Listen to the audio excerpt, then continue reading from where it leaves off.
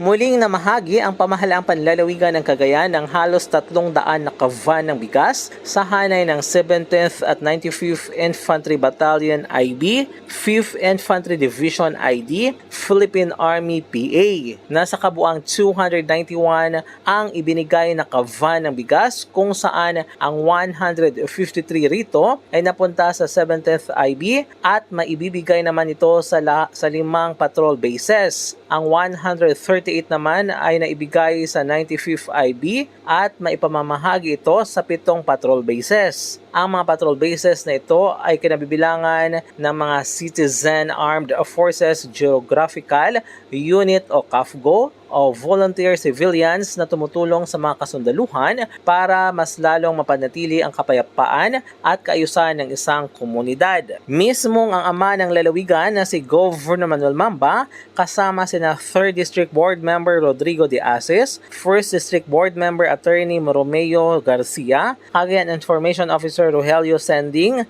OIC Tourism Officer Jennifer Honyo Bakiran, Maria Visitacion de la Cruz ng Planning Development Office at consultants ng Kapitolyo ang nagbigay ng tulong. Tinanggap naman ito ni Second Lieutenant Monica Hisoler, Acting Supply Officer ng 7th IB, Senior Sergeant Marjon Gabino ng 95th IB. Ang taunang pagbibigay ng kavan ng bigas sa hanay bilang suporta ng pamahalang panlalawigan at ni Gobernador Mamba na sa Philippine Army upang mapapanatili ang mga patrol bases nito para sa territorial defense. Ang nasabing tulong ay para sa 2023 at ngayon lamang naibigay sapagkat nahuli ring naipasa ang taunang budget para sa taong 2023. Matatandaan na dati na ring sinabi ng ama ng lalawigan ang suporta nito sa militar upang masupil ang karahasan na dulot ng mga rebelding grupo sa Cagayan.